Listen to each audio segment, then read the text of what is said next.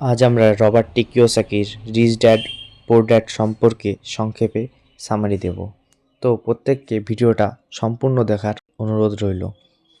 Let's go.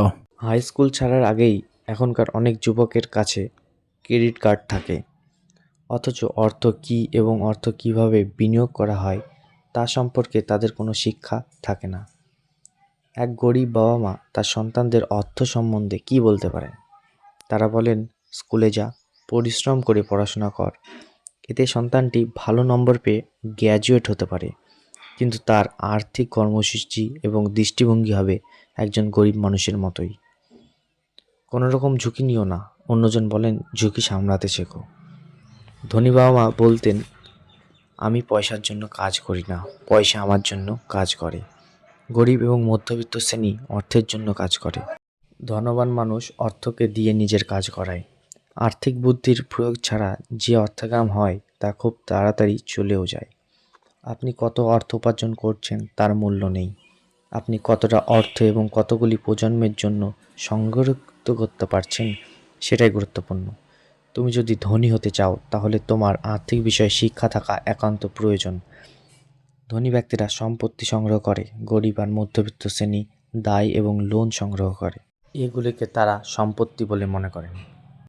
সম্পত্তি হলো যা আমার পকেটে অর্থাগাম করে, অথচ দায় এমন জিনিস যা আমার পকেট থেকে অর্থ নিয়ে নেয়।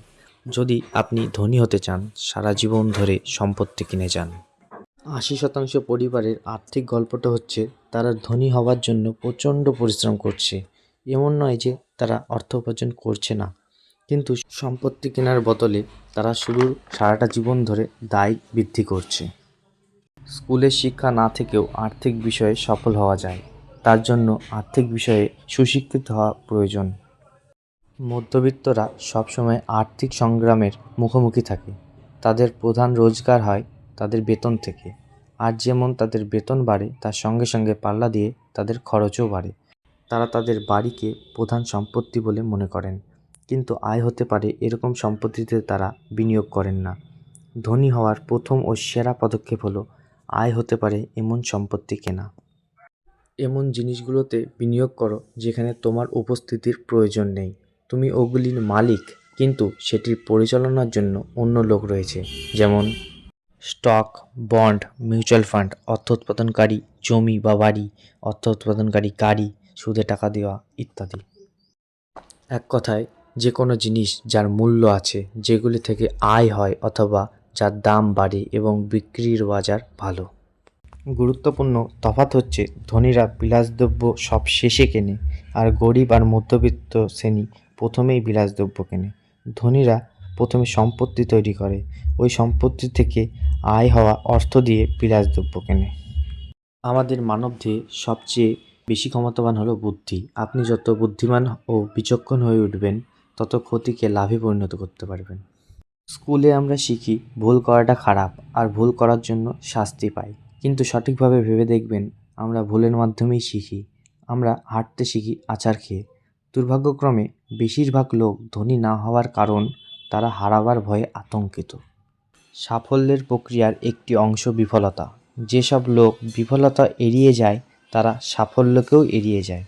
শেখার জন্য কাজ করুন, অর্থের জন্য নয়। আর্থিক জ্ঞান হলো অ্যাকাউন্টিং, ইনভেস্টিং, মার্কেটিং আর লয়ের সম্মিলন। মধ্যবিত্ত শিক্ষিত বাবার কাছে চাকরির নিরাপত্তাই সব ছিল, আর ধনবান বাবার কাছে শেখার সুযোগই ছিল সব। জব কথাটির পুরো অর্থ হলো জাস্ট ওভার ব্রোক, অর্থাৎ দেউলিয়া বা সব শেষ হওয়ার চেয়ে সামান্য উন্নততরের অবস্থা। বয়স্ক গরিব রোগীরা সরকারি হাসপাতালের পিছনের সারিতে পড়ে থাকে, এবং ধনীরা প্রাইভেট হাসপাতালের উচ্চশিক্ষিত ডক্টরের কাছে নিজের চিকিৎসা করায়। তাই ধনীরা যেমন বেশি ভালো শিক্ষা পেতে সক্ষম, ঠিক তেমনি তারা বেশি দিন বেঁচে থাকারও ক্ষমতা রাখে। যাদের অর্থ কম তাদের মৃত্যু ছাড়া উপায় নেই। এই পৃথিবী গরিব প্রতিভাধর মানুষে পরিপূর্ণ। প্রায়ই তারা গরিব হয় অথবা আর্থিকভাবে লড়াই করে, কারণ তারা যা জানে তার জন্য নয়, তাদের যা জানা নেই সেটার জন্য। আপনি যদি অল্প বয়সে শুরু করেন তবে ধনী হওয়া সোজা। যে 20 বছর বয়সে সঞ্চয় করে এবং বিনিয়োগ শুরু করে, আর যে 30 বছরে শুরু করে, তার মধ্যে বিস্তার ফারাক আছে। কতক নিজের অর্থের ওপর 16% করে সুদ পায়, যা ব্যাংকের 5%-এর থেকে অনেক ভালো। আপনার প্রচেষ্টা হওয়া উচিত আপনার দেশের ইন্ডেক্স ফান্ডের চেয়ে সামান্য হলেও বেশি রিটার্ন উপার্জন করার। ইতিমধ্যেই আমরা রিচ ড্যাড পুয়ার ড্যাড বইয়ের শেষের দিকে চলে এসেছি। আপনার যদি এখনও অবধি এটা ভালো লেগে থাকে তাহলে লাইক করুন এবং সাবস্ক্রাইব করে চ্যানেলটিকে গ্রোতে সাহায্য করুন। প্রথমত, শিক্ষায় বিনিয়োগ করুন। সত্যিকারের একটি বিশেষ ও শক্তিশালী সম্পত্তি আপনার আছে, তা হলো আপনার বুদ্ধি। কথক তার অর্থ নিয়ে দীর্ঘমেয়াদী বিনিয়োগে বিশ্বাস রাখেন। তিনি তাড়াতাড়ি ধনী হওয়ার মানসিকতা রাখেন না, যেটা লটারি খেলোয়াড় আর ক্যাসিনো জুয়ারিরা করে। সবশেষে সাবধান বাণী, গরিব ভীতুদের কথা শুনবেন না, অল্প বয়সে রিস্ক নিতে ভয় পাবেন না। ভিডিওটি ভালো লাগলে লাইক করে দেবেন এবং অন্যান্য কোন বই সম্পর্কে আপনি জানতে চান সেটি কমেন্ট বক্সে জানাবেন। ধন্যবাদ।